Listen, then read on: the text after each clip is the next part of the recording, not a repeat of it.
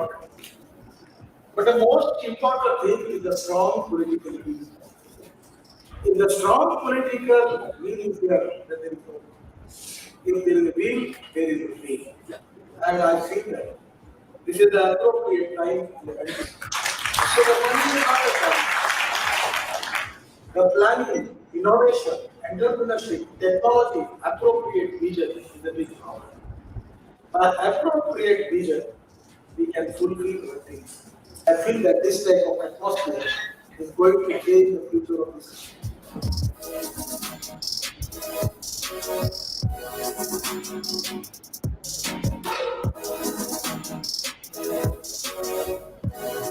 कि 21वीं सदी भारत की हो, ये हमारा सपना ही नहीं, ये हम सभी की जिम्मेदारी भी। लेकिन इसका मार्ग क्या?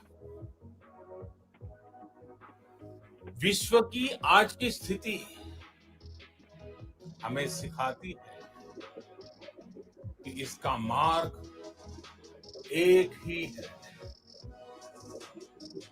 आत्मनिर्भर भारत। हमारे यहां शास्त्रों में कहा गया है, एषः पंथः, यानी यही रास्ता है आत्मनिर्भर Bharat.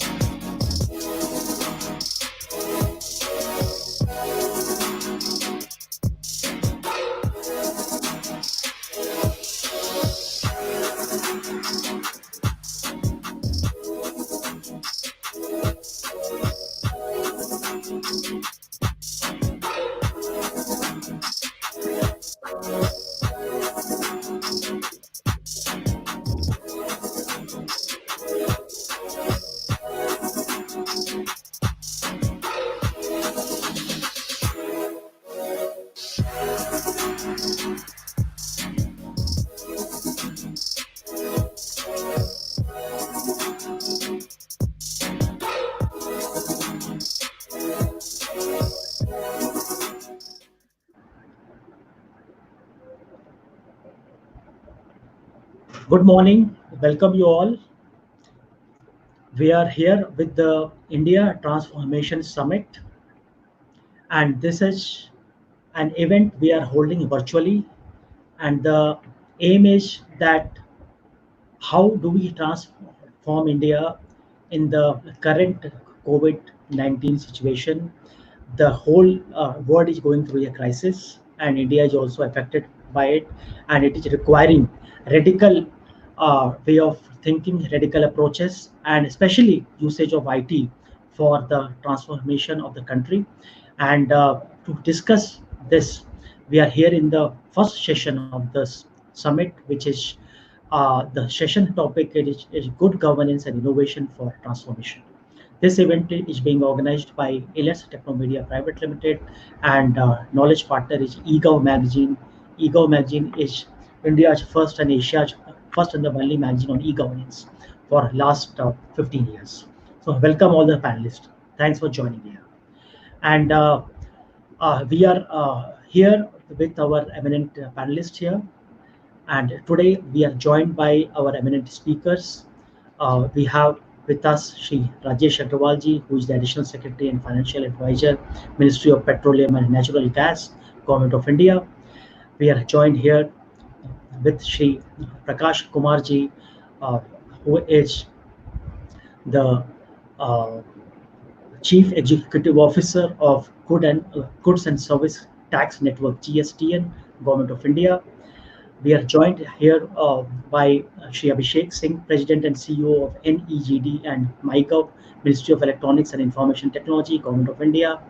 We have with us Shri Ajitabh Sharma ji, who is the Principal Secretary, Energy Department and Chairman, DISCOM, RRECL, REDCL, Government of Rajasthan.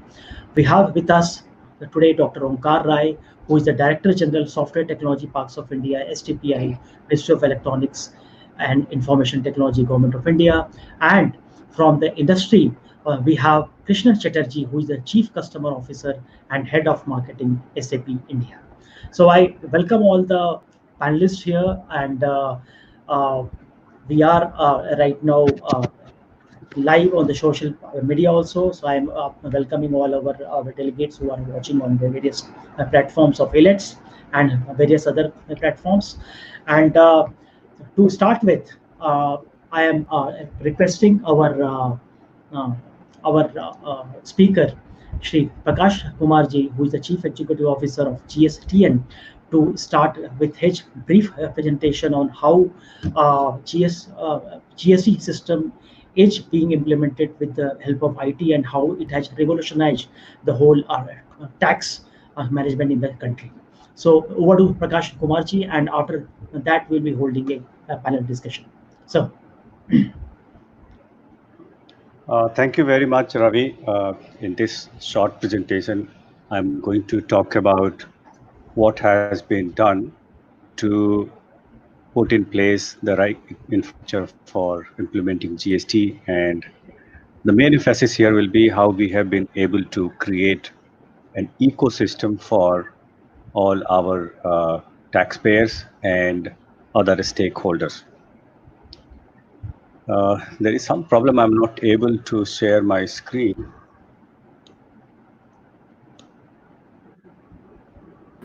Sir, please share. No, it's not enabled. That's a problem. can you enable it, Prabhakar? Yes, sir. It's enabled. Please share again. It's just not taking it. Anyway, let's not waste any time. So in this 3 years period, in fact, we completed 3 years on 30th of June. On this network, we have 1.23 crore taxpayers. When we started, we had 64.5 lakh, and in 3 years period, now it has reached 1.23 crores.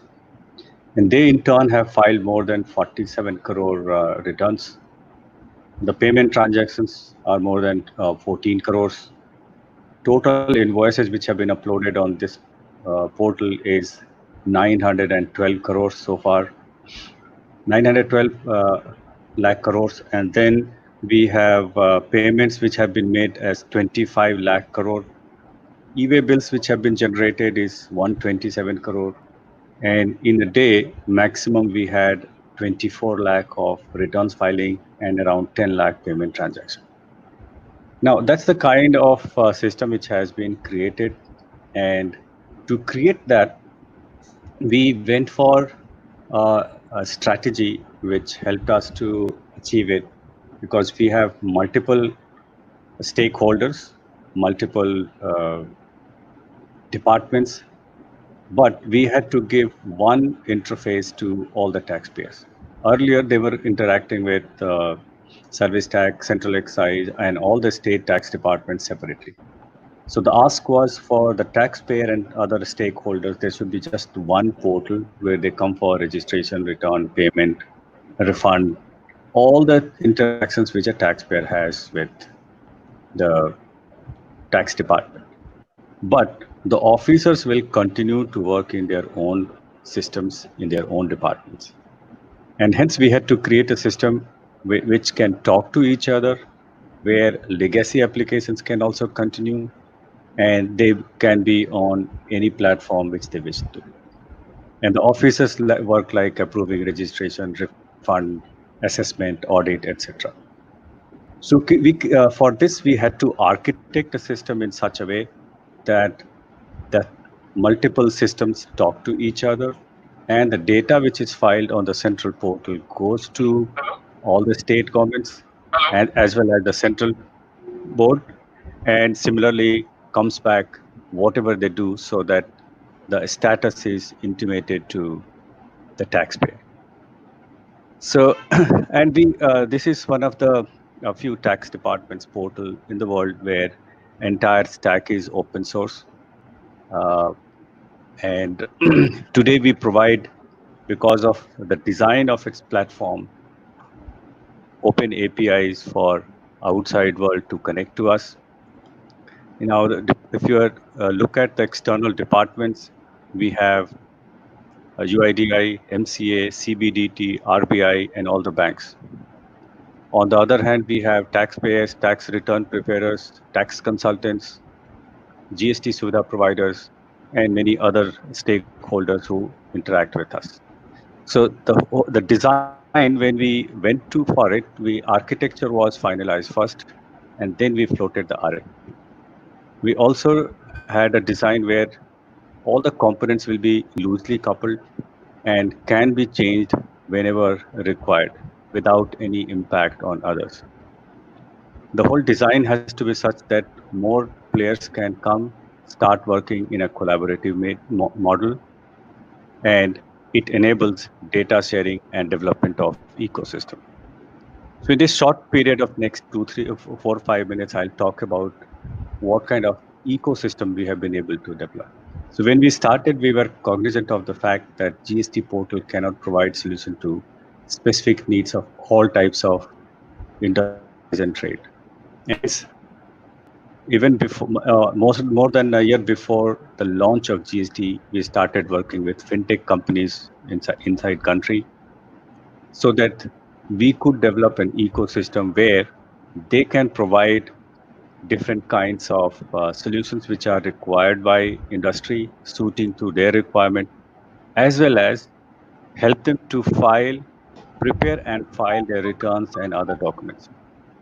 So we selected 59 fintech companies, and we call them GST Suvidha provider, and they in turn support more than 900 application service providers. So there's a huge ecosystem which has been created. We share APIs and secret keys with these 59 fintech companies, and they then enable the taxpayers who use their services to file GST returns of different types, download uh, purchase register, matching with their purchase register maintained by them, and do many other innovative solutions for the taxpayer, the CFO, to give them an all India view and things of that sort. Because GSTN is state specific, whereas a company can have registrations in multiple states. So they also provide the CFO a one unified view of entire thing. So So how we did that was we enabled them by giving them APIs.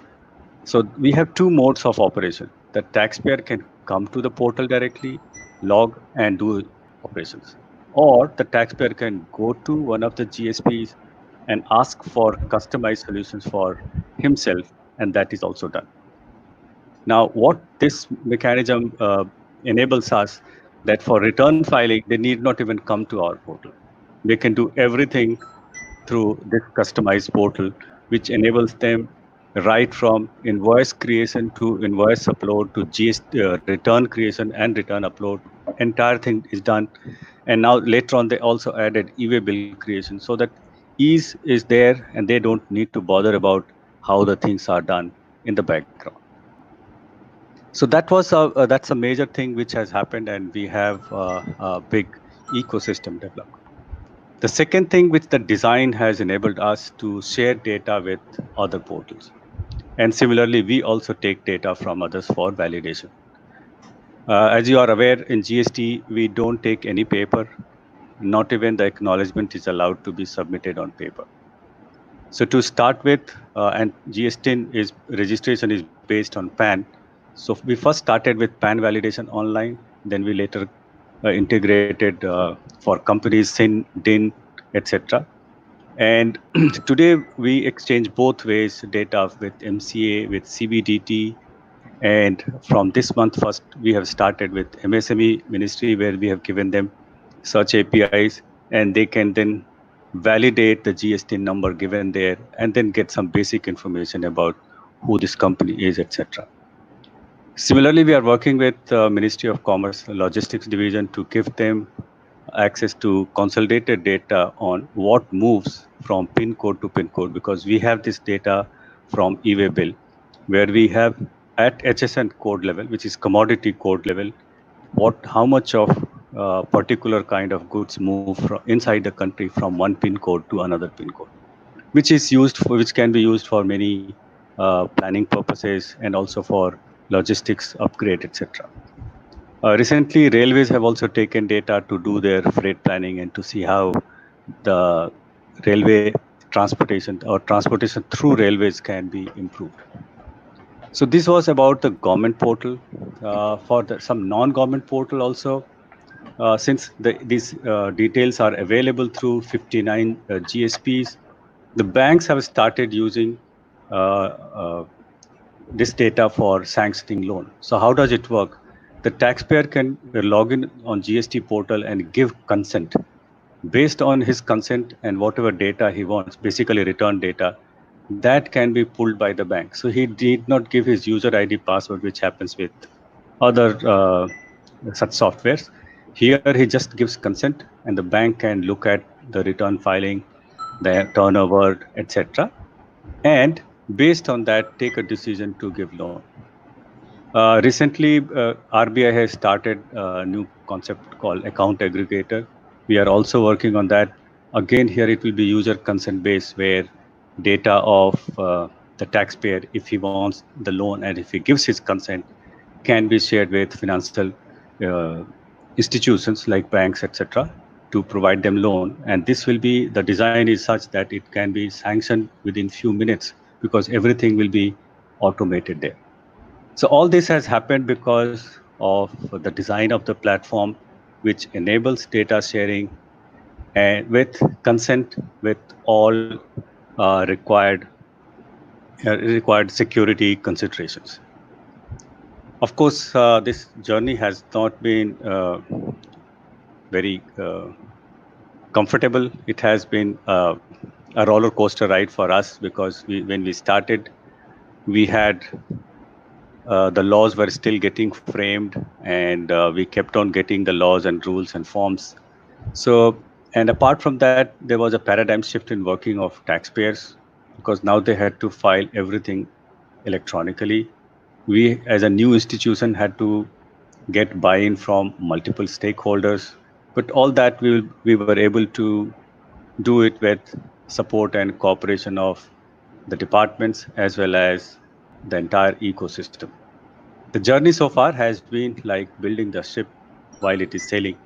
But all I can say tell here that the the basic design, if you design the platform well and think about it, that how this data or this source can be used by other departments, other agencies to improve their functioning and to also ensure that the ultimate user doesn't have to give data at multiple places. He gives at one place, and that can be utilized at by other agencies, provided he gives consent to that. So that was a short presentation on what we have done, we have been able to achieve in GST. Thank you very much, Ravi and Elets, for giving me this opportunity to speak. Excellent inputs on this GST movement. Thank you, Prakash, for giving details about it. And before we move forward, I think we have here Shri Abhishek Singh. He's from the Ministry of IT and CEO of NeGD and also CEO of MyGov. So having a perspective on how is MIT are looking at overall e-governance implementation and IT usage to be increased for citizen-centric governance. Abhishek, uh, please. Thank you, Ravi. And in fact, it's an honor to be in such a distinguished panel with the speakers who have proven how IT can be used in various domains, whether it's the GSTN or whether the work done by Rajesh Aggarwal or STPI, Dr. Omkar Rai, and and the other distinguished panelists who are there. So it's when you look back, and Elets has been a partner in our e-governance journey and trying to see how IT and technology has been used to improve lives of citizens. When we look at the role of IT that has been playing in India, we look at the last few years, what has happened, the kind of projects that have been undertaken, and the kind of huge platforms that have been built up has really revolutionized the way citizens interact with the government. and the scale at which some of these projects have been implemented is something which is unknown. Nowhere in the world anybody has built up a platform like the Aadhaar, the UID project, which like 126 crore unique numbers issued to citizens. And what is it resulting in? It is resulting in Aadhaar being used as identification, Aadhaar being linked to bank accounts, and Aadhaar being used to use something as basic as direct benefit transfers. And direct benefit transfers, if you look at the amount of money, the amount of savings that has resulted because of direct benefit transfers, whether it's the Ujjwala scheme or in any scheme whether it has been used, more than 1.7 lakh crores of savings has resulted from Aadhaar.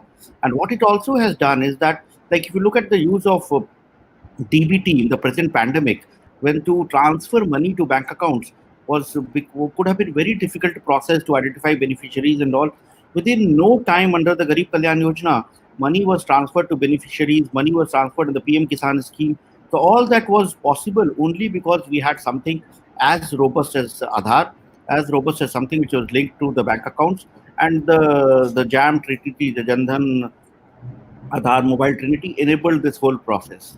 When you look at something, another big platform that we have built, which doesn't exist anywhere in the world, is the UPI platform, the Unified Payment Interface. Like, I don't think there's any other country in the world which allows instant transfers, instant low-value transfers also, from one financial institution, one banking institution to the other in a very seamless manner.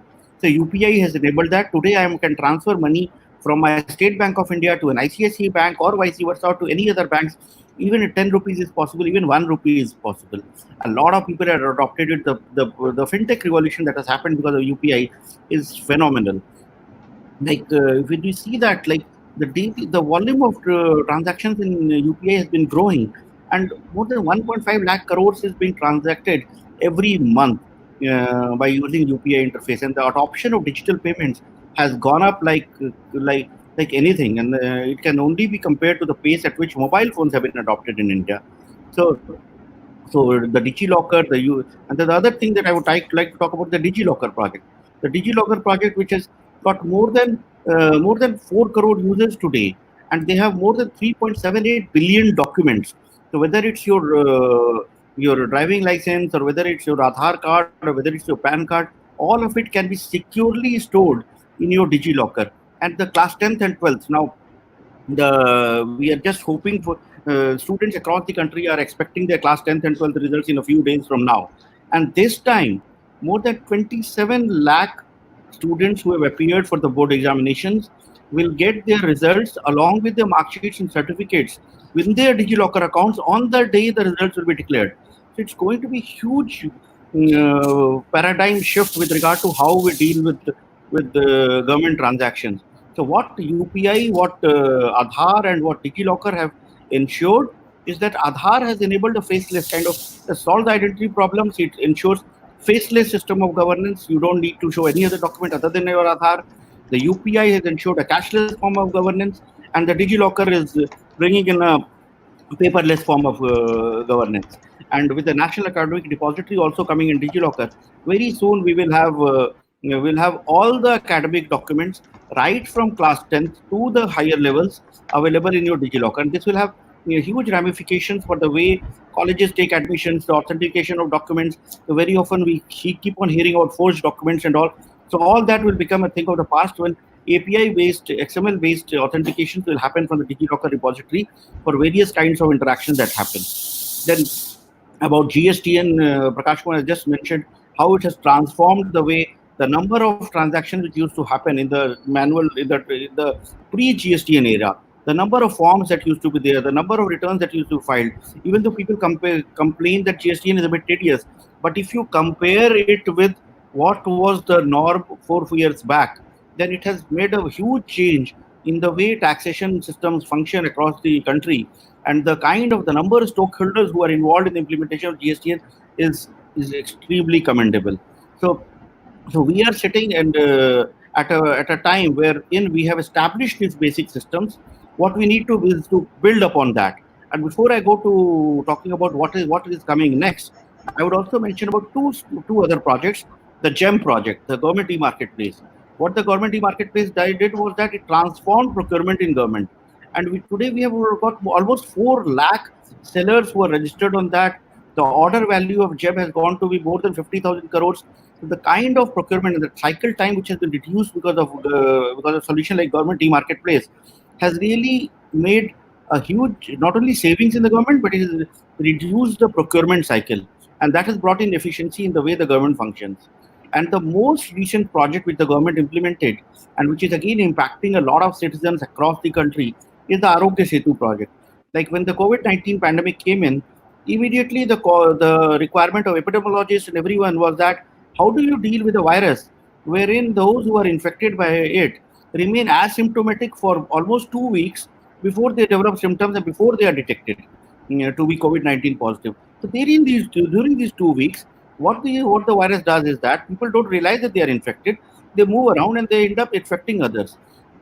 So this tool, the Arogya Setu to contact tracing tool, what it does is that it alerts you if anyone whom you have met in the last 14 days has turned COVID-19 positive, and it assesses your risk value based on your self-assessment and all. It grades you as of somebody who is of low risk, moderate risk, and high risk, and that ensures that people who are warned, alerted, they self-quarantine themselves, they isolate themselves, and they break the chain of spread of the virus.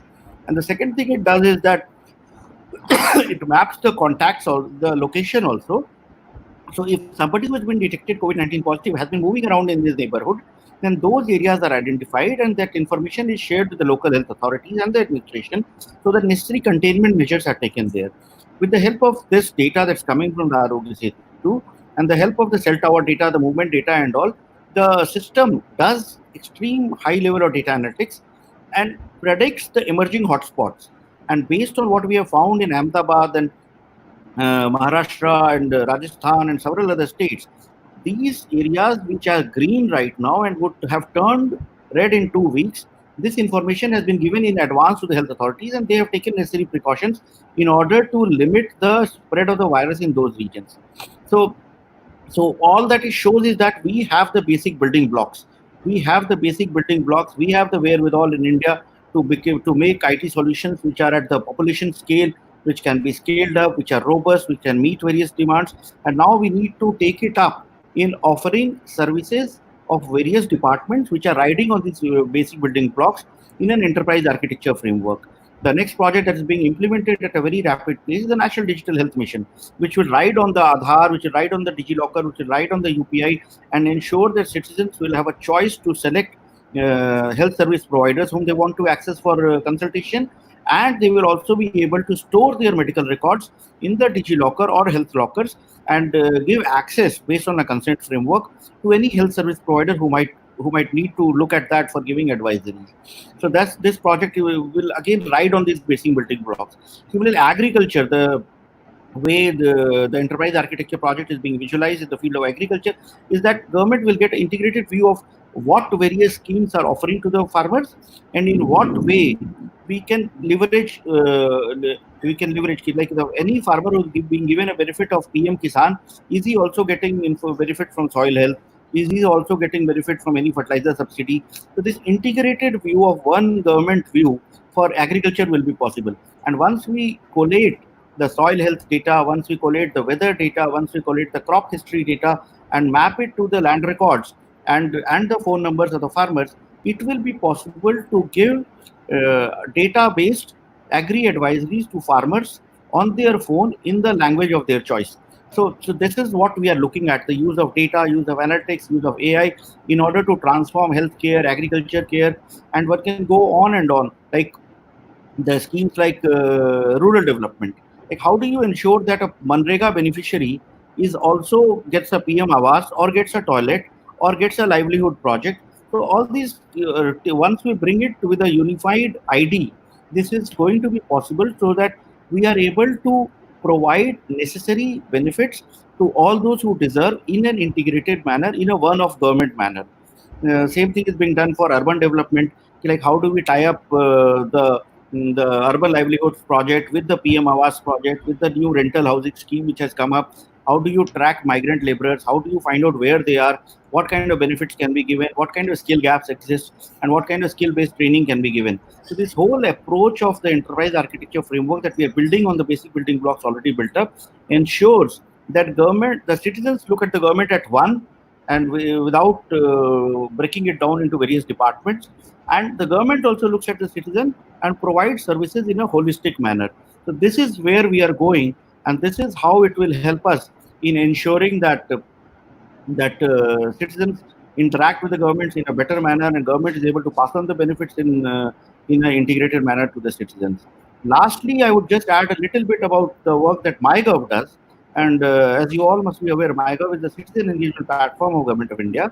It tries to act as a bridge between the citizens and the government. It, on one hand, it gets inputs from citizens with regard to various policy formulations, with regard to various measures that the government needs to take. And on the other hand, it demystifies the government for the citizens.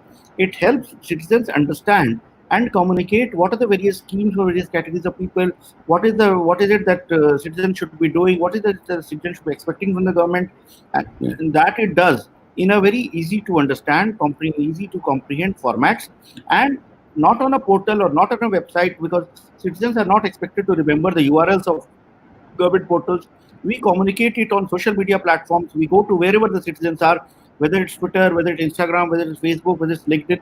We, instead of the citizen coming to the government, we go to platforms where the citizens exist, are there, and looking for information, and we provide them information in every format that's required, whether it's infographics, whether it's videos, whether it is podcast.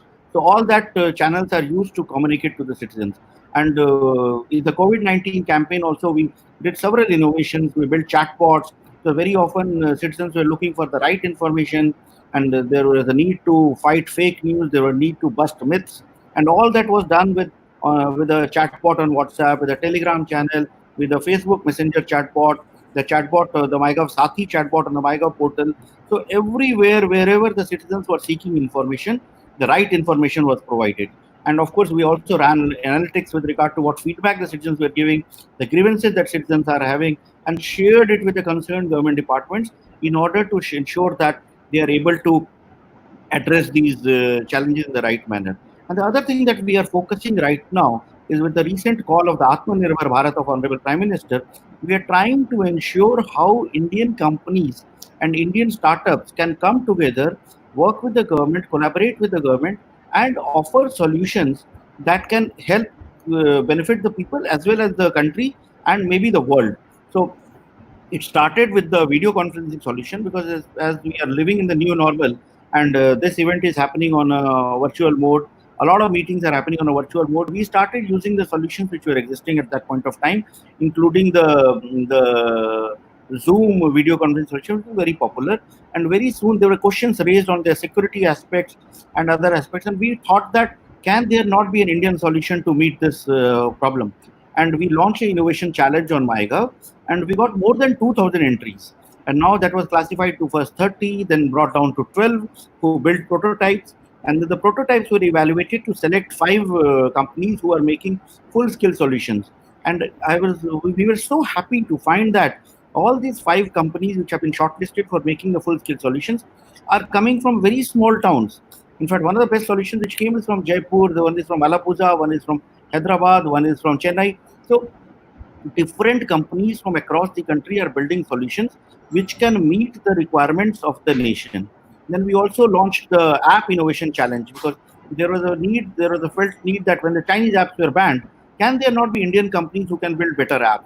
And we found that there are companies, there are startups, there are young entrepreneurs who are dreaming big, who are making solutions, but somehow they lack the capital, they lack the market oversight, and they don't get noticed because of competition from companies with deep pockets.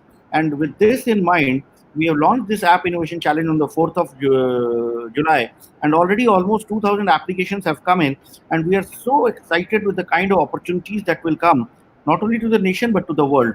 And many of these apps which will be shortlisted in this App Innovation Challenge will go on to become unicorns, and they will help solve problems that people are facing. They will help them address various needs of various categories that have been announced. And we hope that with the support of venture capital VC funds and angel investors, some of them will surely go and become world-renowned companies. So I would just conclude by saying that we have found in the last few years that collaboration across industry, across academia, across government has really helped in moving forward. We have solutions which are delivering services at a scale which is not no, which is unparalleled in the world, and the opportunity of for making solutions for impacting the lives of citizens is here. We have called upon all the tech entrepreneurs to join in this journey, and government will provide all necessary support to ensure that together we are able to use technology for improving lives of the people. So I once again thank you, Ravi, for this opportunity. The sessions are going to be really interesting and exciting, and I look forward to learning more from all the distinguished panelists. Thank you. Thank you, Abhishek. Excellent presentation. I think you highlighted the role MIT is playing today, and your department is right now engaging in a big way with the startup sector and the private sector, and that's a great news, and it augurs well. For the overall IT tech ecosystem of this country, because if the government and the private and the startup, all three aspects start working coherently, there is a huge opportunity for improving the citizen services. And next speaker I am requesting to speak is Shri Rajesh Aggarwalji, who is the Additional Secretary and Financial Advisor, Ministry of Petroleum and Natural Gas, Government of India. He has been the Secretary IT in the Government of Maharashtra. He was also with the MIT earlier, and he has handled various other departments in states and the central government in this skill sector. He has played an important role. He was also Joint Secretary in the Finance Ministry. So your perspective, Rajesh, on the e-governance and business process re-engineering needed for improving citizen services in the country. Sir, Rajesh.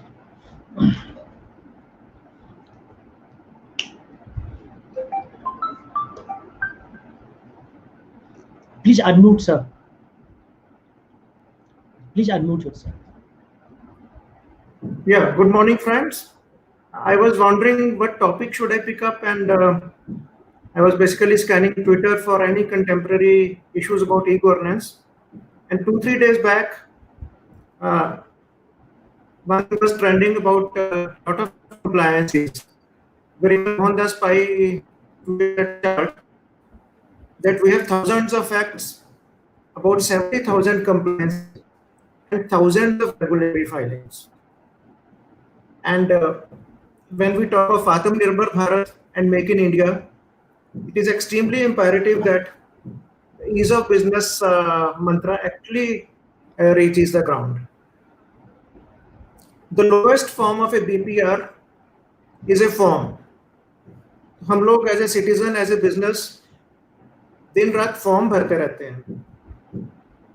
तो luckily अभी जो Covid के बाद subsidies दिया गया, like in petroleum, we basically pushed money in advance for 3-month cylinders.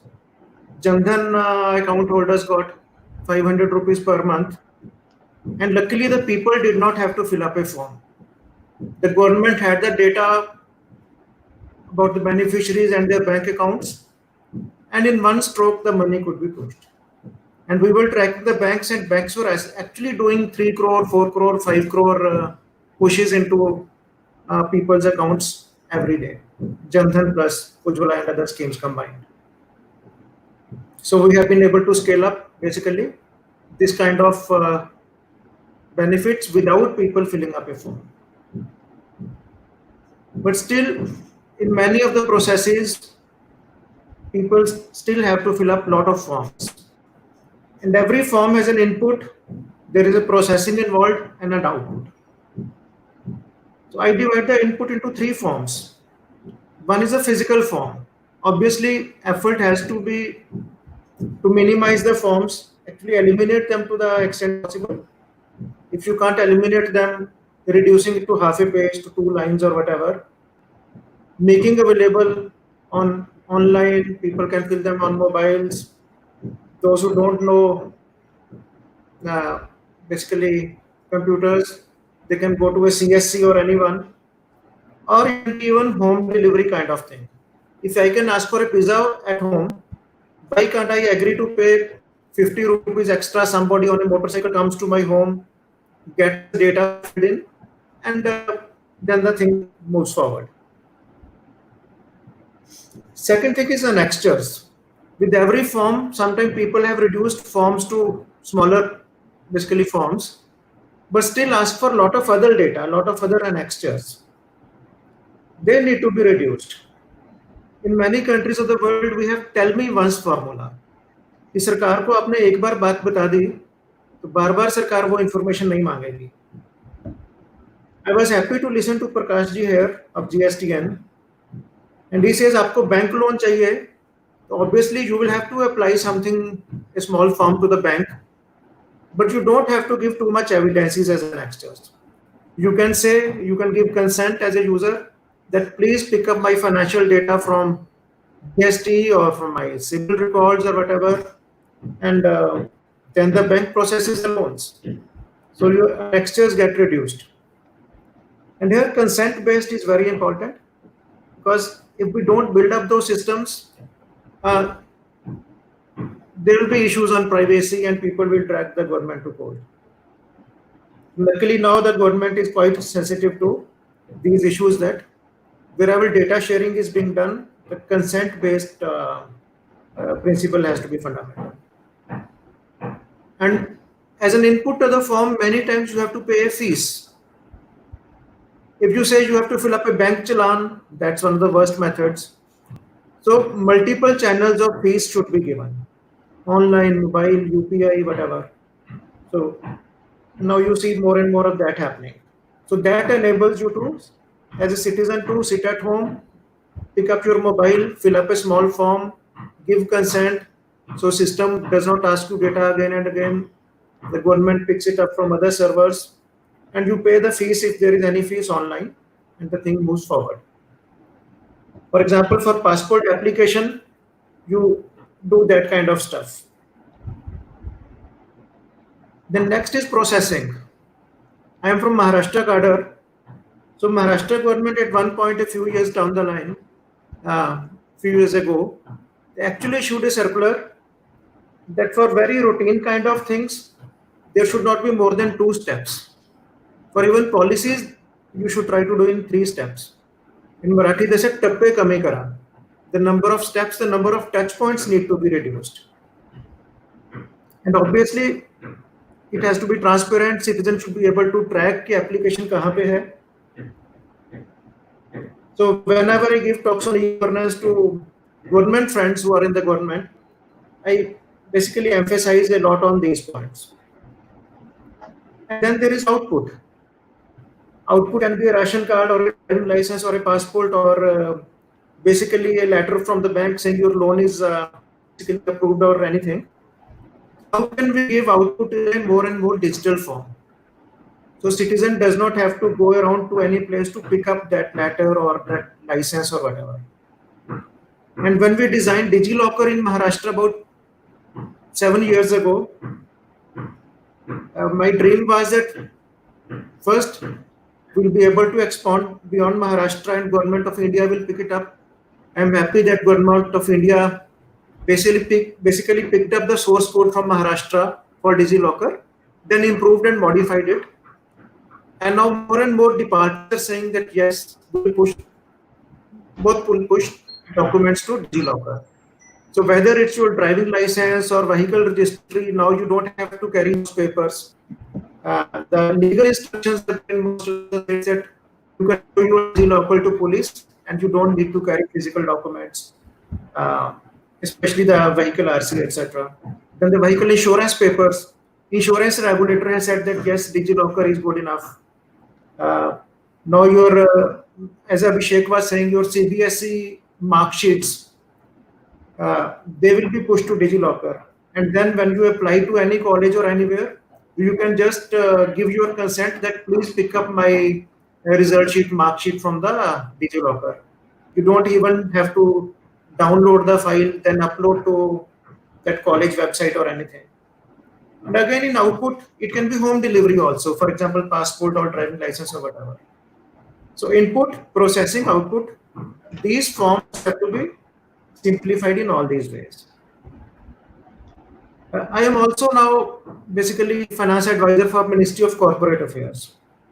So I am having a good look at MCA V21 project, which is now more than 10 years old in a sense. Initially, TCS, who ran for 5 years, and Infosys took over, ran multiple years. Now from 15th of July, L&T Informatics, that was L1 in the tender, and they will be taking this project forward. I see in this project there are practically thousands of compliances, and people have to fill up those forms. Not everyone has to fill up all the forms, depending on your business, whether it's a public limited company or other form of companies. You still have to fill up a lot of forms. And we see even within one software of one department, the common standards are not there. The company name is written in different multiple ways in different forms, and so on. The address and mobile numbers and all these data. So the principle of tell me once, that has not really been followed in this software. And when L&T now is doing this, we internally are really pushing hard on this point. That once we are talking of ease of business, why should the businessman fill up the form or his CA or whatever? Why should they fill up the forms again and again? Why can't you throw up pre-filled forms to the extent possible? So how do you make life easy for people?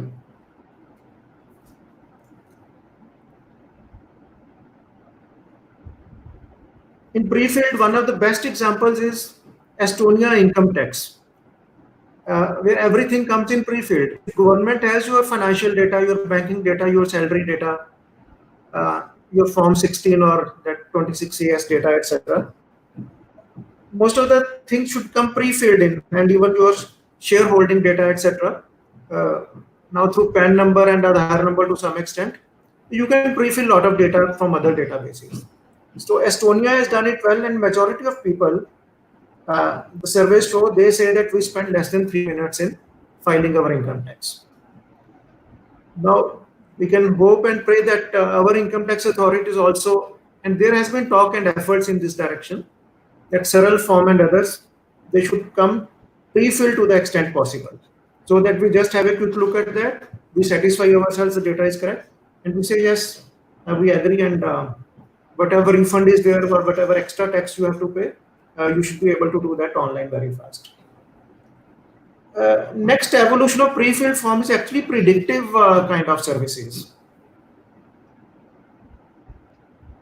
2 years ago, in 2018, Honorable Prime Minister from Red Fort speech, he said a very important thing. He said, जो अभी voter होंगे, पहली बार जो voter बनेंगे, वो 21वीं शताब्दी के वोटर होंगे.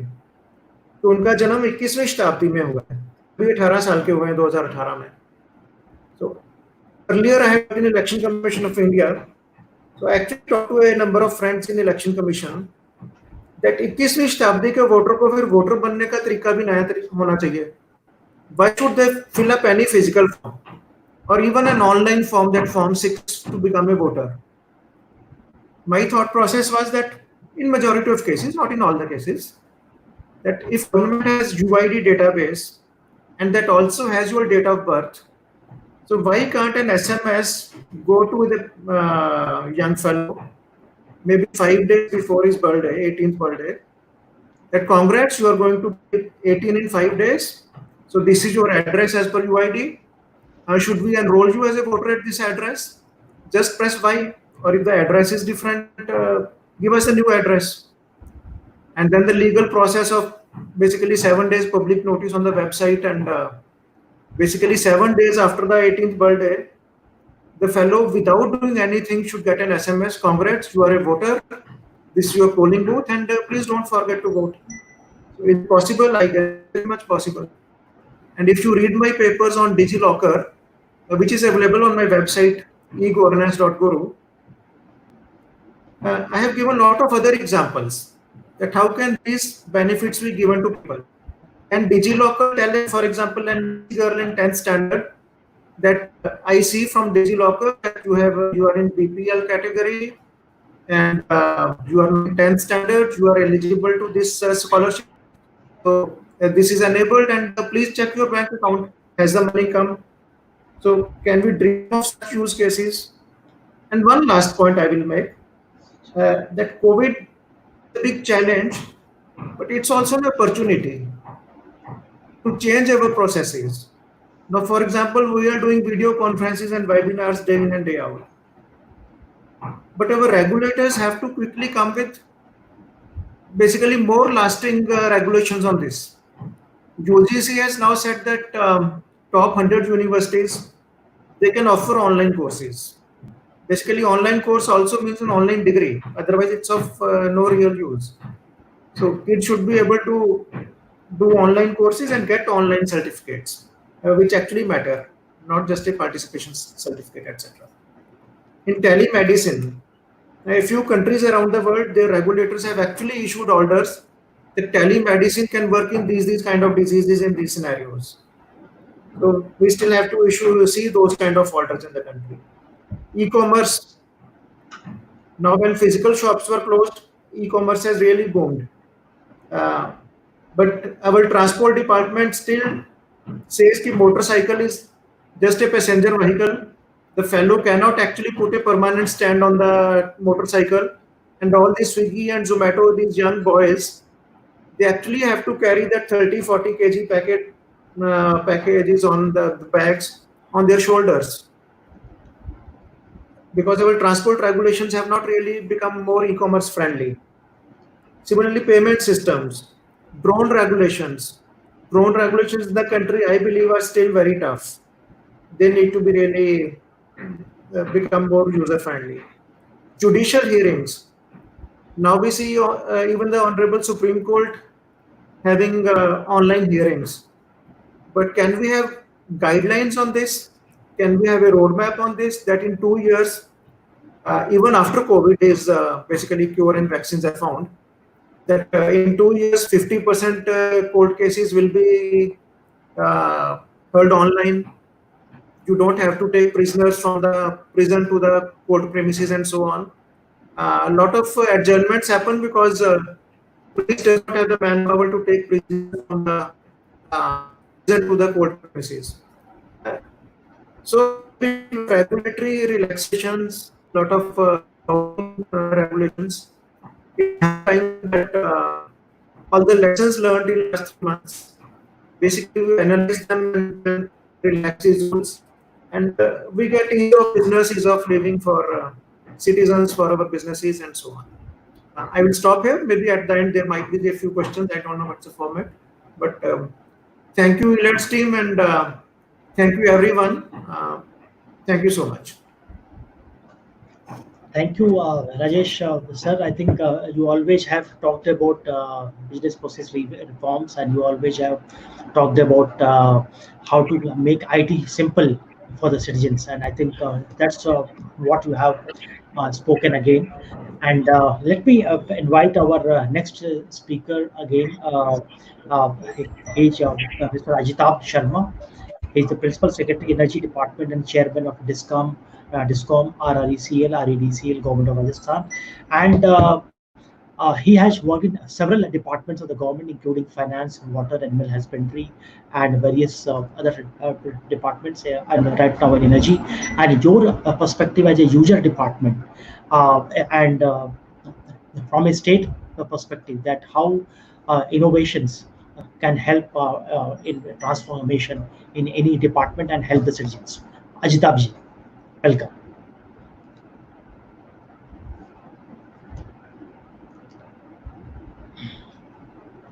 Can I? Hear me? Sir. Yes. Okay, yeah. So first of all, thanks a lot to Ravi and the team of Elets for inviting me here. And, I'm very grateful to be part of this group of eminent speakers, and I will not take much time. So as Ravi has said that I am currently working in the power sector, and I'm heading the distribution companies, 3 distribution companies of the state, and the Renewable Energy Corporation, and then there is a power purchase company also. I'm chairman of that also. So I live in a very strange kind of situation that I have to promote the renewable sector, which hits the distribution sector in a adverse manner. That is what it is being said, though we have been trying few things so that the integration of renewable energy into the state grid in a way ends up in helping the distribution sector. And then I have to cut down the power purchase cost also, for which also I have to again talk to a person which I myself am in a different role as chairman distribution companies. So that is a strange situation I have to work in, and as I am principal secretary of the department also, so I have to coordinate with all these different organizations in the power sector. So first a brief perspective of the power sector. So after the enactment of the law in the year 2003, that is the Electricity Act, the generation sector, which was delicensed in the year 2003, has by and large settled, and there is a lot of private sector play also in the generation sector, and the generation companies, a lot of investment has come, and both in the renewable and the conventional thermal power generation sector, and it has eased by and large. And transmission sector, though it is a niche sector, and PGCIL, that is Government of India, PSU and the state transmission utilities, they are also working quite well and they are earning their profits. But the major problem lies in the distribution sector, which is with the states. In some of the states, the part of the distribution sector has been privatized, but the real problem in the power sector lies in the distribution component of the whole power sector, and Rajasthan also is facing different kind of problems and challenges in the distribution sector.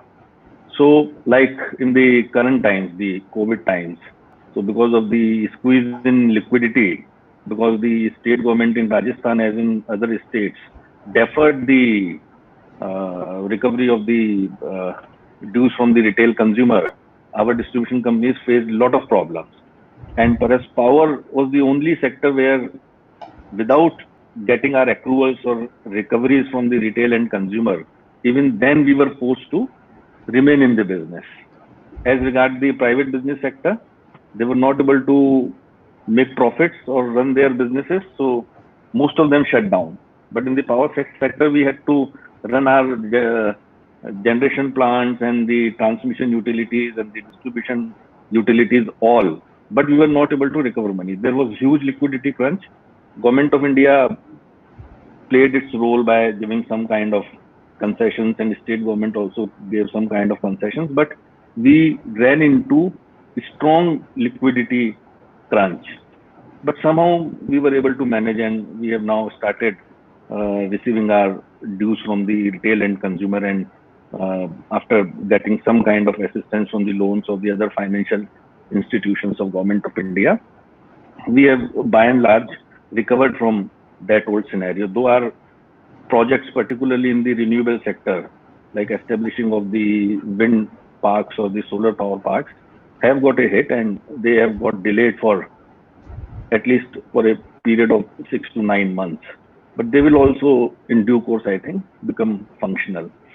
As regard to like making the innovations or transformation in the power sector, what we have been doing here is that by use of information technology, we have brought in a major change where in the whole distribution sector, we have started energy auditing at different voltage levels, like 33 kV voltage level, then 11 kV, then the low tension lines, and then distribution transformer metering we have gone ahead with, and retail and consumer level metering, we have taken up a project currently of around 500 crore rupees, where we are putting in the smart meters at the retail consumer end.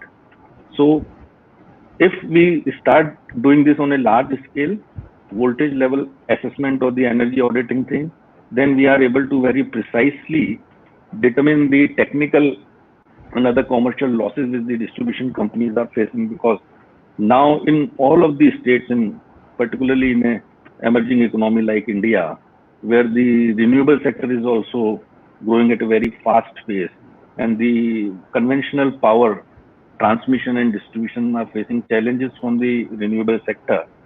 So, and the distribution companies are in a way losing their premier commercial consumers like the industrial sector or the non-domestic consumer sector, which is basically the commercial sector like the malls and big commercial places, institutions, colleges and hospitals, which normally cross-subsidize the low-end consumer like the agriculture or the low-end domestic consumer more than 150 units per month.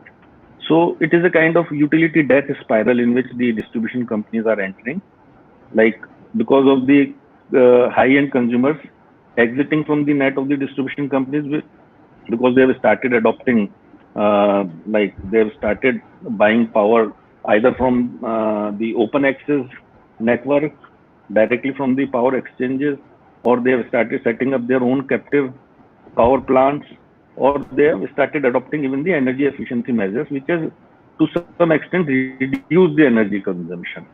So as the premier consumer is moving out of the net of distribution companies, the burden of subsidy on the state utility or the state government is increasing to keep the tariff low for the poor category consumer who is not able to bear the actual cost of supply of power which is made to him.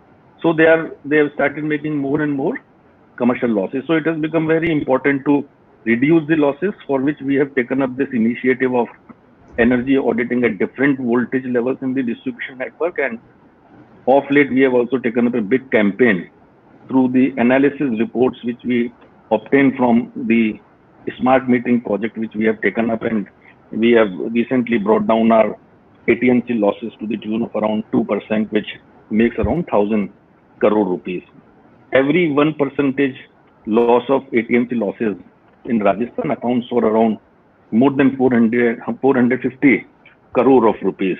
So that was the one initiative. And second is like what we have done is Rajasthan is one of the states which has very successfully implemented the distribution franchisee model in the urban areas. We have 4 distribution franchisees. One is in Kota, another one is in Bikaner, another one is in Bharatpur, and one is in Ajmer. They are very successfully operating. And in the next stage, we have taken another set of 4 districts now, which is a mix of urban and rural area. And we intend to give them to the private entrepreneur who will submit as a trajectory of loss reduction, AT&C loss reduction, and will accordingly share the profits with the state utility, and part of the profit would be taken up as the expenses or the remuneration by that distribution franchisee. So this is another model which we have adopted to reduce the losses and make the state distribution utilities more viable. We have also started direct DBT, direct benefit transfer for transfer of subsidy, particularly the agriculture subsidy, in 5 districts of the state, because there are some pockets in the state which have high agriculture consumption, where the agriculture consumption is as high as 70% of the total consumption in that particular area.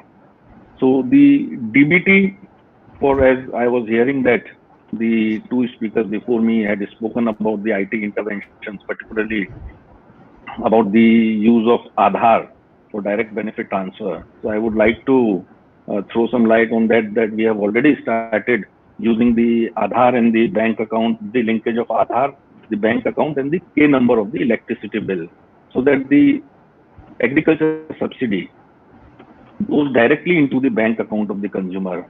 And we are wanting to create a kind of system where the bill of full amount is being generated for the farmer, and the subsidy is being transferred to the bank account of the farmer directly.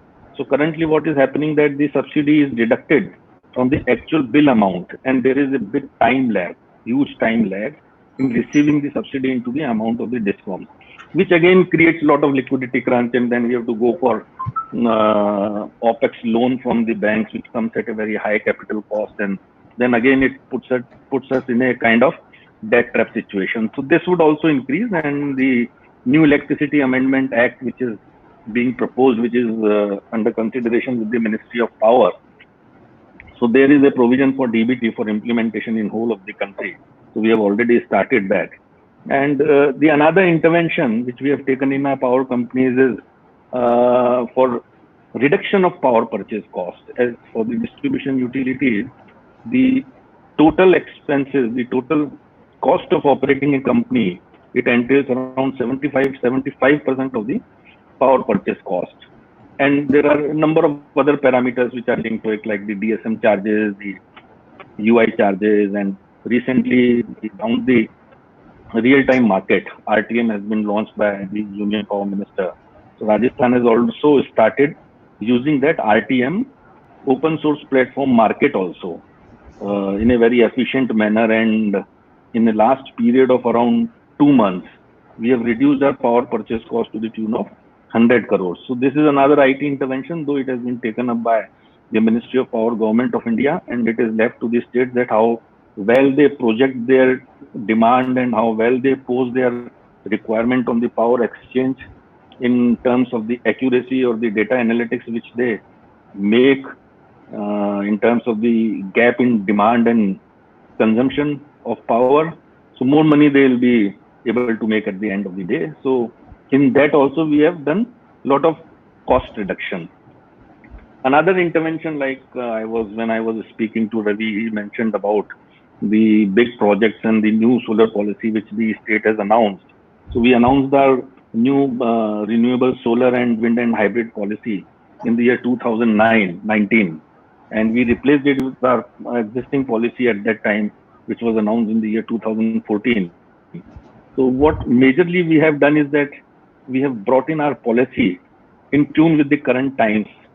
After taking experience or looking at the success stories in different states and the attempts being made by Solar Energy Corporation of India and the experiences of few other countries.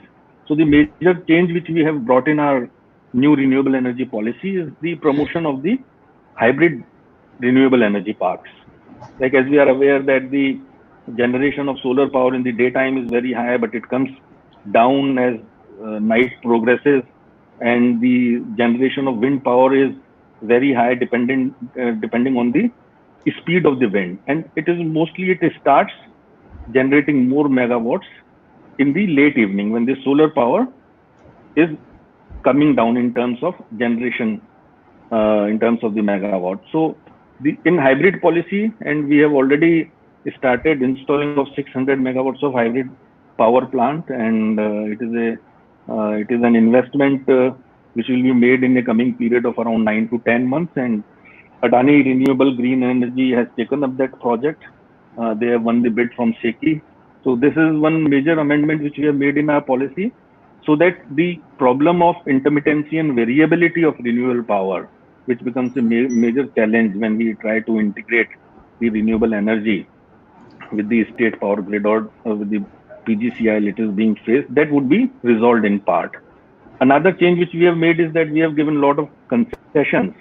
If there is any developer or investor which wants to establish its renewable energy park on a megawatt scale, that is a utility scale, not for the smaller parks, there has to be something like minimum 100 megawatts or so.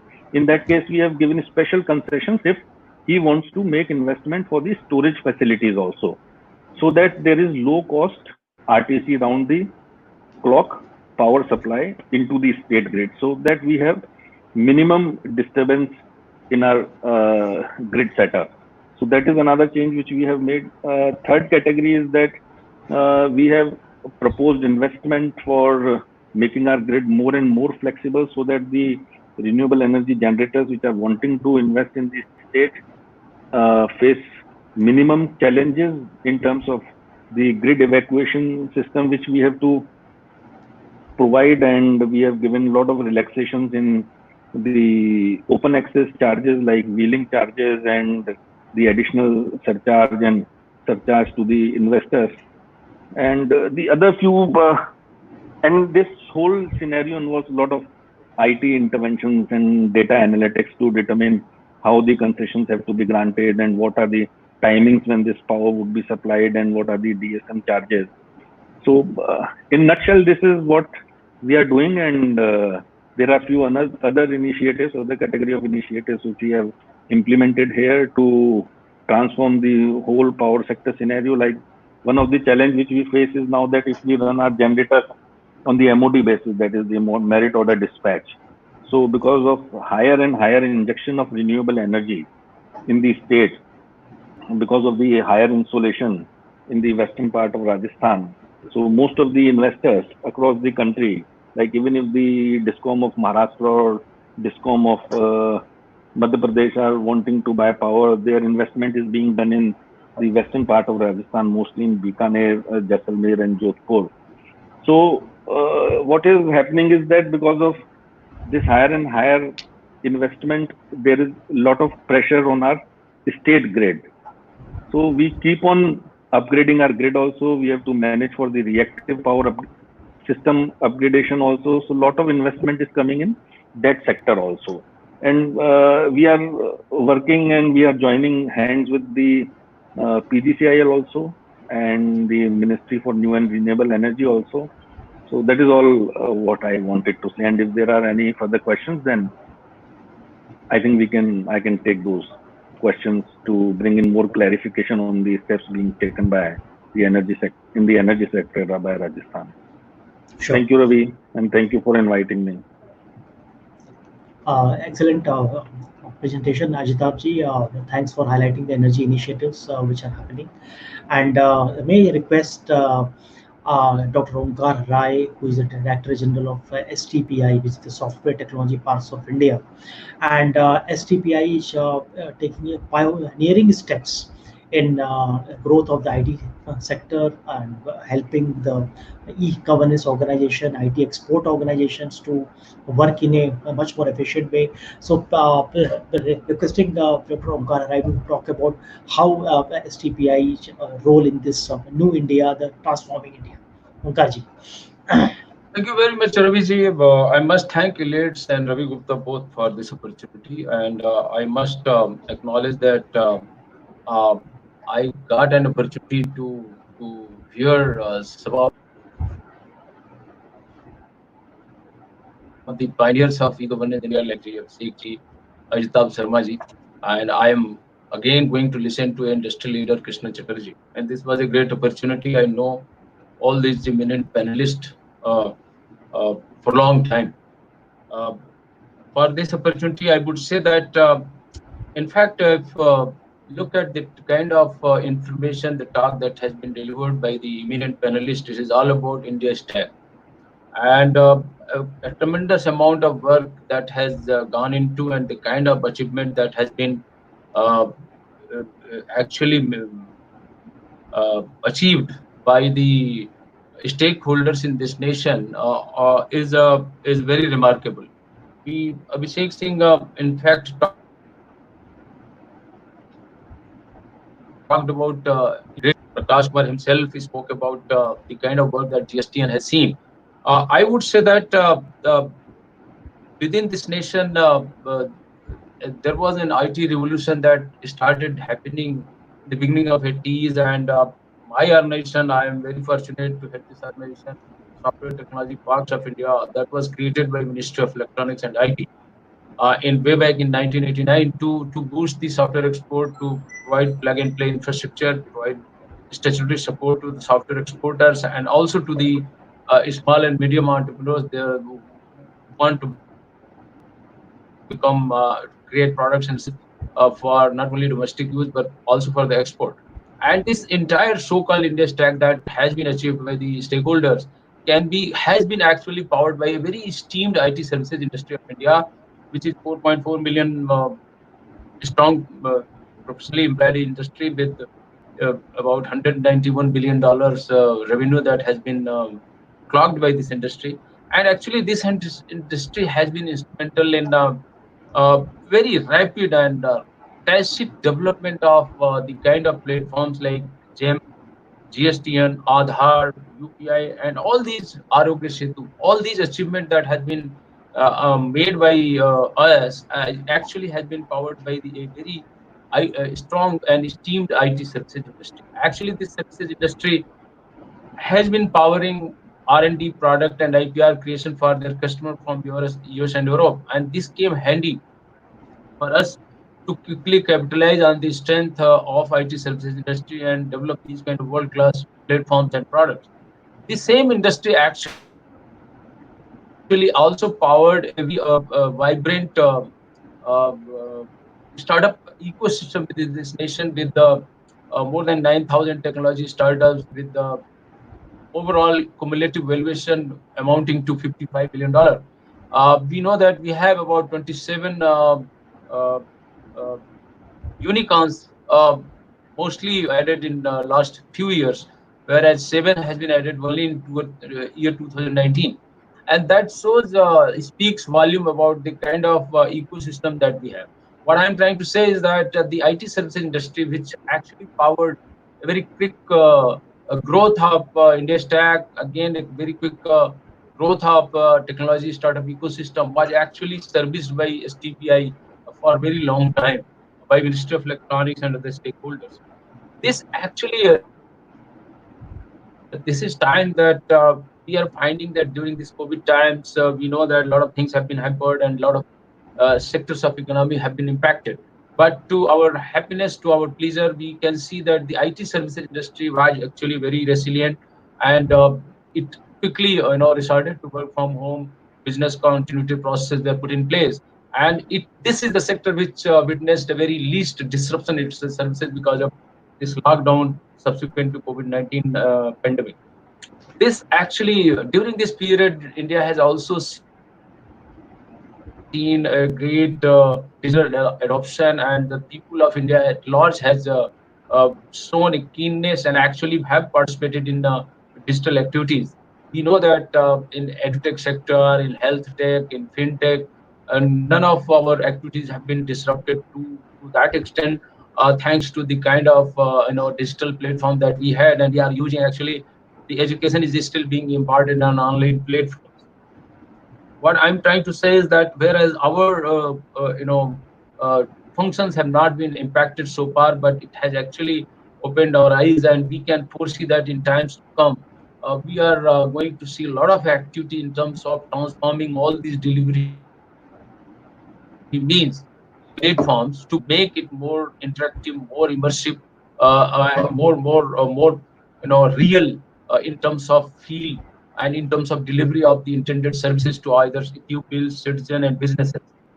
We know that Abhishek Singh actually spoke about the kind of initiative that the Ministry of Electronics and IT, and along with Niti Aayog, is taking to make India Atmanirbhar in terms of harnessing cutting edge technologies and the kind of talent we have, and promote a very a kind of ecosystem where product and IPRs are created within this nation.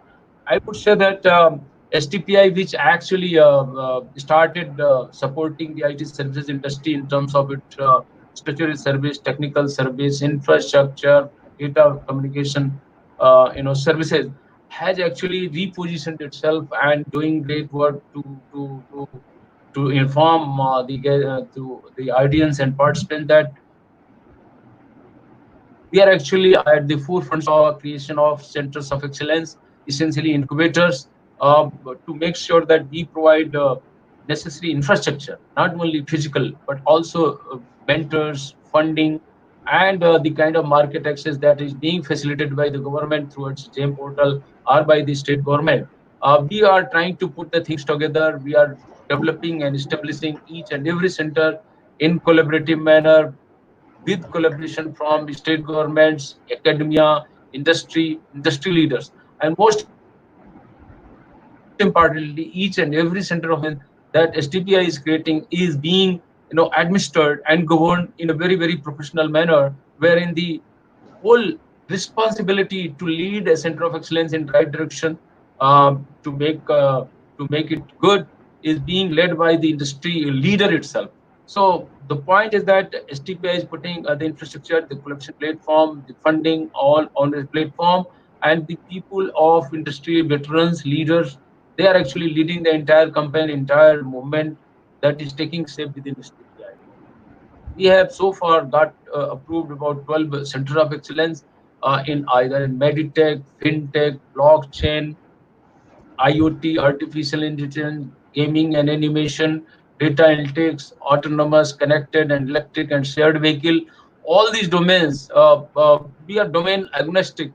We are creating center of as many as center of excellence as are required to make sure that the young boys and girls, the people who are employed in the IT services industry, if they want to come out and create products and IPRs in the emerging technologies, Industry 4.0 technology, they can be presented with a kind of platform where they can, realize their dreams, their ideation, and convert them into a product. What I'm saying is that in times to come, when India has done great job for extending digital connectivity in terms of no phone, broadband, and Wi-Fi to each and every household, every village, the people of India are getting quickly connected on the same platform, and that is why the kind of dream that the planners in India had seen at one point of time to make India a digital India where the citizens, the businesses, the people at large can be brought on the same platform in terms of delivery, in terms of health, or anything, education, or those the dreams are going to come true in times to come, owing to the physical infrastructure, digital infrastructure, funding, and policy support. All these things are happening. India was never the same as we are today because all the stakeholders are working together to make sure that India becomes Atmanirbhar, and our Prime Minister, who very vociferously advocates India's stride in Atmanirbharta, self-reliance on the foundation of vocal for local, wherein Indians are expected and actually are displaying the kind of affection and keenness to adopt Indian products. I am very sure that India is going to become a great nation in terms of not only development of indigenous technology, but also by affording a market domestically, indigenously, so that they not only get a great market, they evolve over a period of time, and then Made in India brand can become the world brand where we our products are actually accepted world over. Ministry of Electronics and IT actually had realized this upcoming phenomena, and in year 2019, it came up with a kind of policy, we call it NPSP, National Policy on Software Product 2019. Under this policy, India aspires to become a software product nation, as I said, riding on the capacity that India has developed and the kind of keenness that Indian young boys and girls are displaying, uh, and the kind of ecosystem that we have so far in terms of a great IT services industry where a lot of talent pool is there and cost arbitrage is still in work. And that is why this NPSP 2019 aspires India to become a software product industry by 70 to 80 billion dollar by 2025. And for achieving this, a number of initiatives are being taken by Ministry of Electronics and IT itself, and STPI is working very closely with the ministry to make sure that we work together to afford everything that is required for promotion of entrepreneurship and startups in any emerging field that we have. We have also made sure that a policy that has been created to that we call it Next Generation Incubation Scheme, which STPI is rolling out right now. This scheme is actually aimed at giving much needed support to the young boys and girls of smaller towns, primarily to support the young boys and girls of tier 2 and tier 3 states, and so that we could offer the same kind of infrastructure, same kind of support as is available to the young boys and girls of tier 1 cities. So we are trying to be very, very inclusive, equitable, and we want India to, grow in this direction, become a software product nation in times to come. And we want to make sure that the technology becomes a great wealth creator, enabler, and a kind of tool which would not only create a good governance, which would not only create India's stack, but would also actually create a lot of idea-based product, IPR-based product, and would make sure that the much of the wealth that world is creating is streamed back in India.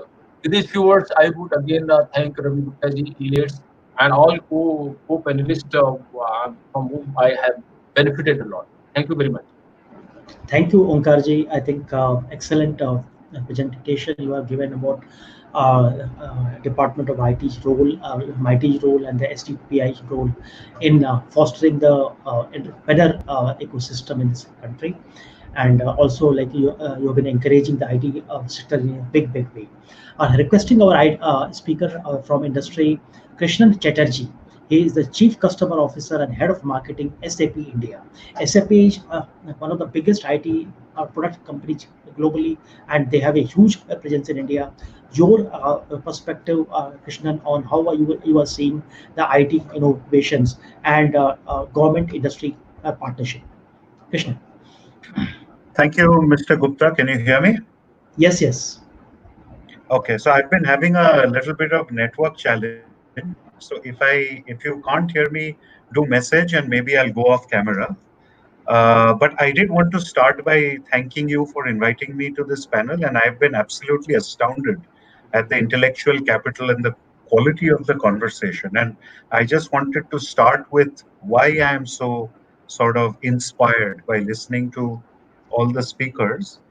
Uh, so I think when I heard Mr. Kumar and Mr. Singh, what it has clearly underlined for me is on digital policy and digital governance, India is way ahead of every other country on the planet. So when I look at projects like Aadhaar, when I look at the GST reform, when we discussed UPI, these are instances where we are world's best. And that's incredibly encouraging. We have done that. I think when I listen to Dr. Rai, it's very encouraging that if you look at what STPI has done with IT services, we took an industry where we were pretty much nobody back in the 90s, and today we are world leading. So when you think about Atmanirbhar Bharat and being able to become globally competitive, we have a demonstrated story here. And clearly, that's capability that can go to every other sector. And consequently, over the coming years, there is great confidence in India's ability to take its rightful place on the global stage. When I heard Mr. Aggarwal and Mr. Sharma, I think some of the things that they have talked about forward looking. So, Mr. Aggarwal's point around reducing compliance, I was just thinking about the core website design ethic of 3 clicks leading to any transaction being closed. And if that thinking comes into the way citizens and businesses encounter governance, that's going to have an incredible impact. And Mr. Sharma told us about what we are doing with renewables. And once again, renewables is definitely an area where India might be able to leapfrog. India has been an energy dependent country. We may leapfrog again to a global leadership position. So, if I put all this together, that this is very inspiring. And I thank you for this opportunity. I'd like to start, by giving a very brief introduction of SAP, and thank you, Mr. Gupta, for the kind words. SAP has been in India for over 2 decades now, and we actually have a role to play also with every speaker who spoke today. But one of the key things to note is SAP has 14,000 people in India. It's got the largest innovation and R&D center globally out of India, next only to its headquarters in Germany. And as I was listening to all the other speakers, an interesting point is the SAP Labs, which is in India, has tremendous co-innovation capability, also does a lot of work with startups. And it might be interesting from a governance perspective for many entities to just seek out SAP and say, let's innovate together within the facilities that you already have in India. And that's an idea I just leave on the table. What's interesting is these employees of SAP in India, actually, if you look at the Great Places to Work survey, SAP now for I think 4 years running has been India's #1 best employer to work for. So it's created a very good environment for employees. And on the other side, in this 2 decade, we have now crossed 10,000 customers in India. And like I said, we are engaged with every speaker here. So when Mr. Kumar spoke, SAP was very early off the block in enabling all its customers to be GST ready. From an oil and gas perspective, 90% of the public companies in oil and gas leverage SAP software. Over half of India's installed capacity of power generation runs on SAP. And when I look at Mr. Rai's perspective, Dr. Rai's perspective, every single IT service company making India proud leverages SAP software. So that's interesting, but there's something we're really proud about in India, which we've done just over the last 2 years, which is a program called Code Unnati. And at SAP, one of the views that was taken is India has been a growth economy, but inclusive growth has been a challenge.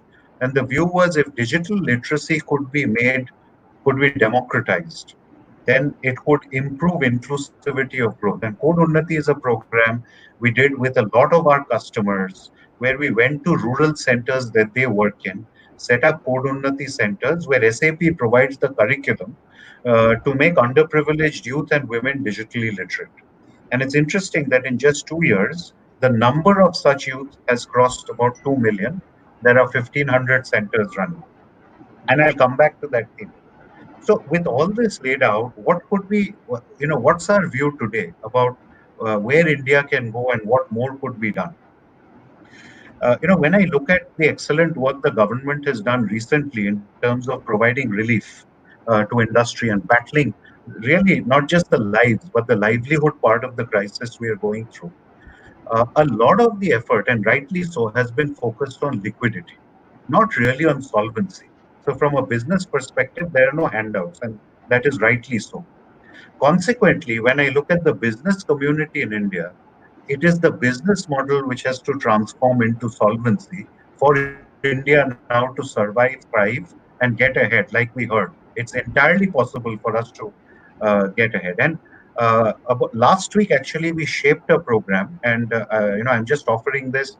Welcome any inputs, any more thinking on this. We call it the Global Bharat program. The intention is focused on the MSME sector in India. We once again believe, just like I talked about inclusive growth, that unless the MSME sector in India becomes strong, growth oriented, and globally competitive, our economy will have a serious challenge. And with the latest, sort of classification guides, now we know 99% and more of Indian business is really in that sector. So, from a solvency perspective, this Global Bharat program works on three levels. The first is demand. Now, SAP has a procurement platform called Ariba, which many of you may be aware of. Ariba accounts globally for $3.5 trillion worth of buying. And the first thing that we have done is for all Indian suppliers, the Ariba Discovery, where a supplier can register and make themselves visible to global buyers, has been made completely free. The second thing I spoke about the Code Unnati program, we have now repurposed that program into a mobile-based intervention to make blue-collar workers digitally literate across MSMEs. So as we again start emerging from this crisis, we will find manufacturing sector adopting Industry 4.0, social distancing norms, compliance requirements, all of that impacting the need for even the most basic worker to have certain digital skills. And like Mr. Singh also spoke about, even to interact with the government, we require digital skills.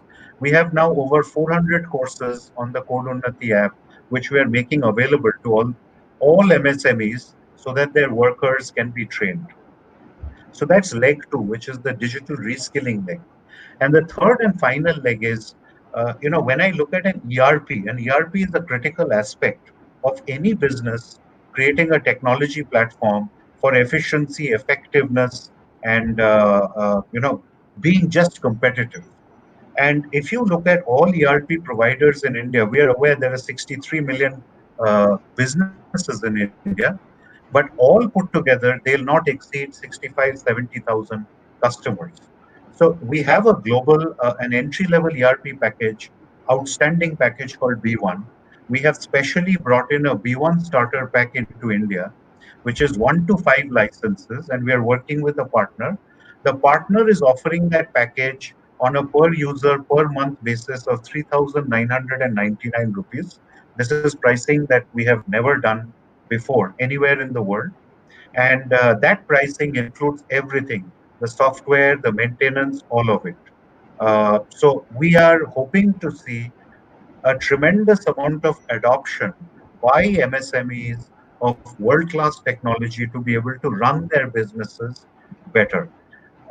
So with that, I will close. And as I began by saying, I think there is a great deal of hope and promise on the other side, where India is going to emerge from the crisis we find ourselves in. Back to you, Mr. Gupta. Sure. Excellent presentation, Krishnan.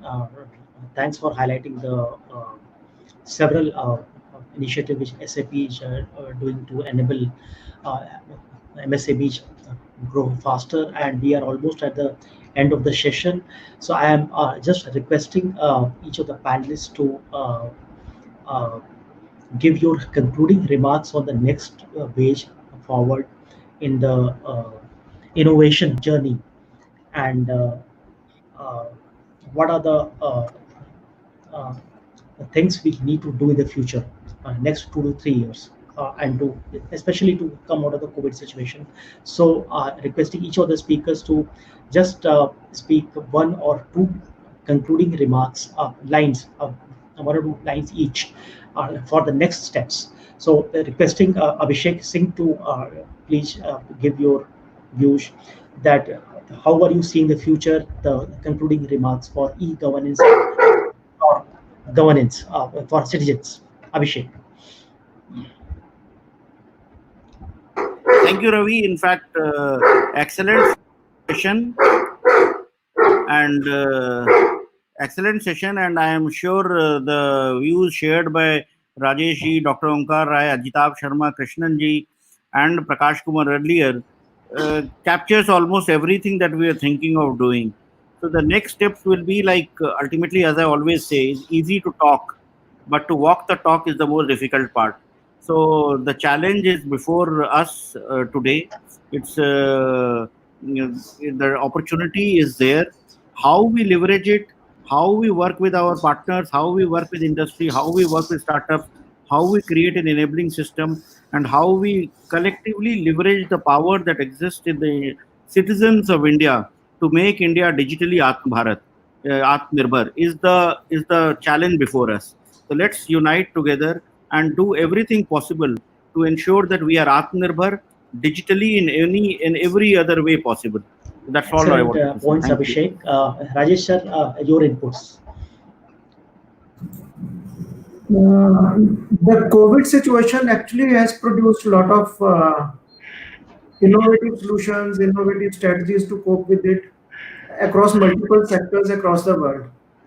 So now it's time to basically quickly uh, sort of line up the best practices and see the best things, how even post COVID they can be carried forward, whether it's work from home or court proceedings on camera or whatever. So across multiple fields, there are lessons to be learned, the way the companies are run or the way we live our day-to-day life. So now it's time for everyone, as individuals, as companies, as governments, to codify what are the best things and then do those regulations, relaxations, whatever, and so that best things carry forward beyond COVID situation also. Yes. Excellent points, Rajesh sir. And may I request Dr. Omkar Rai for your inputs, concluding remarks?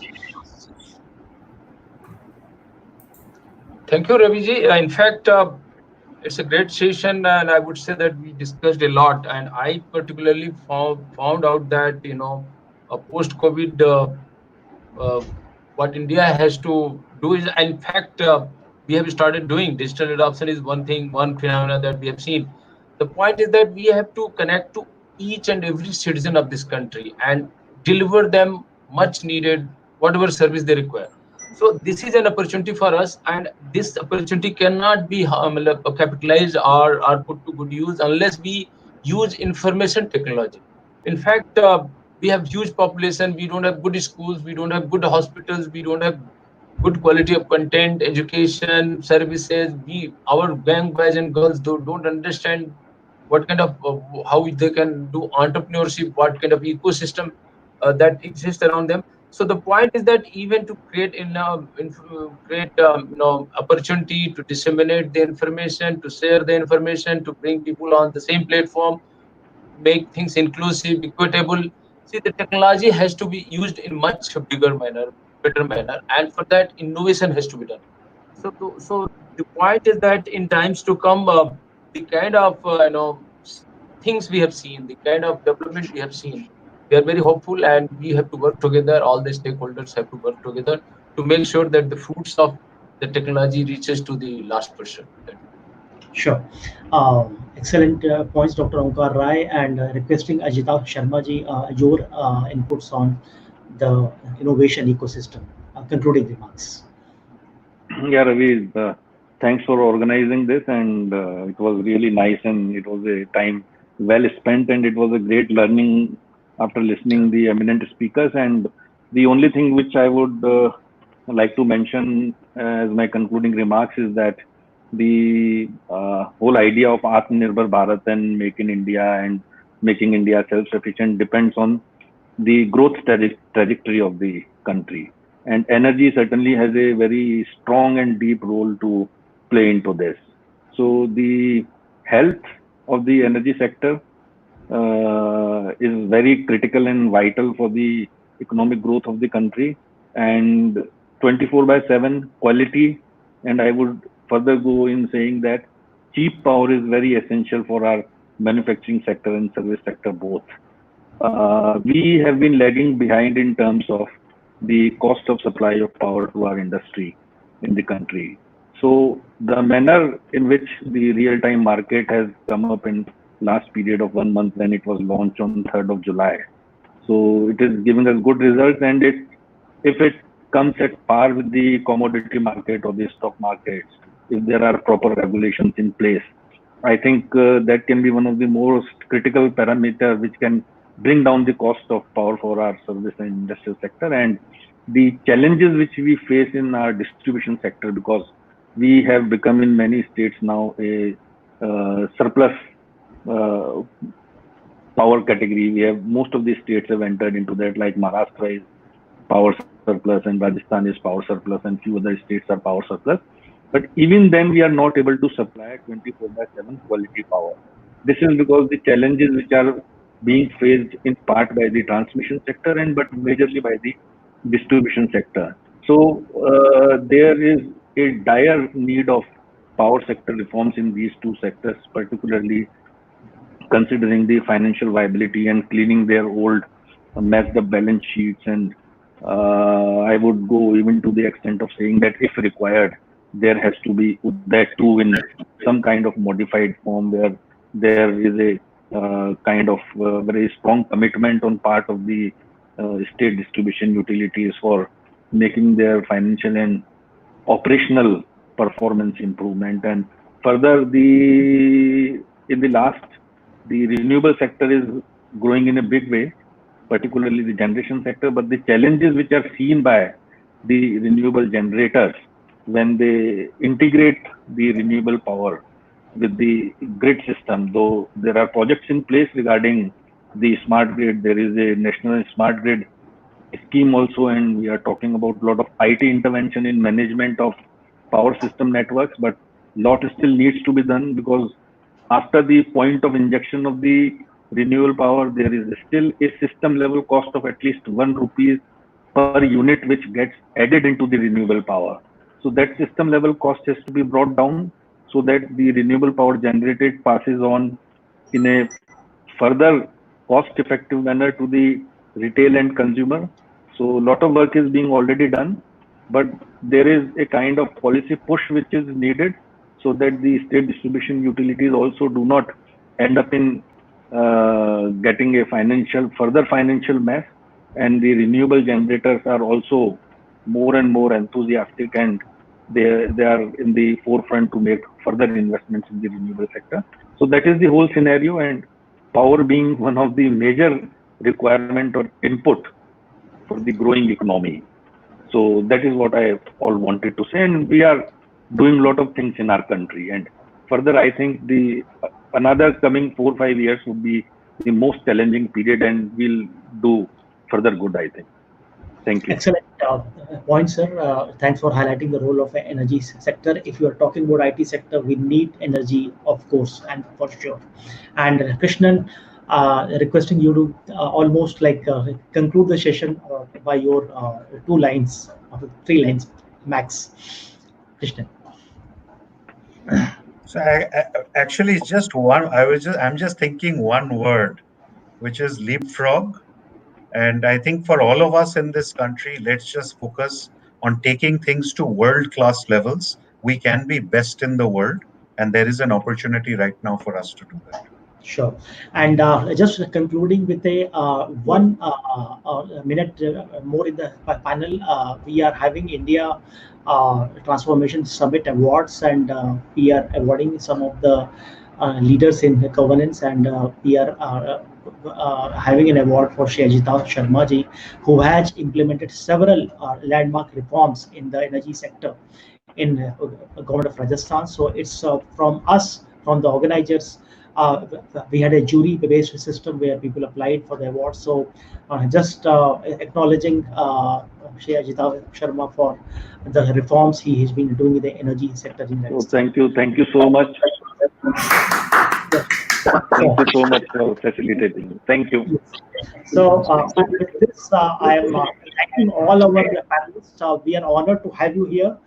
Amazing session, a lot of learning, and hats off to all our leaders for landmark projects which are being done for IT innovations and making India an Atmanirbhar in all the aspects. So with this, thank you again. Namaskar to each of you. Thank you. Namaskar. Thank you. Thank you. Thank you. Rajesh ji को नमस्कार.